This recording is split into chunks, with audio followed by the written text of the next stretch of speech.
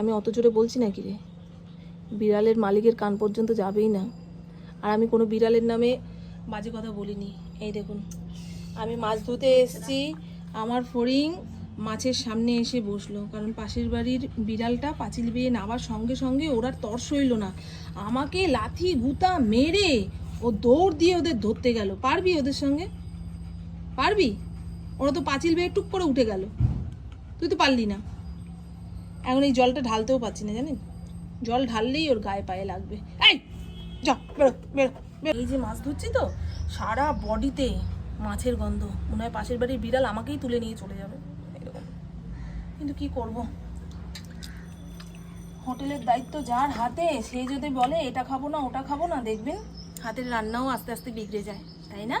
আর আমি না রেঁধে বেড়ে দিলে ওরা কোথায় গিয়ে খাবে? সেরকম অনুষ্ঠান বাড়ির তো নিমন্ত্রণও পড়ে না। তো চলুন বন্ধু, বললাম আজকে রান্না করব পমফ্রেট মাছ। রান্না হয়ে গেলে আপনাদের দেখাচ্ছি। আমার ফড়িংকে একবার দেখে নিন। এই দেখুন, চলো চলো চলো চলো চলো, ওঠো ওঠো।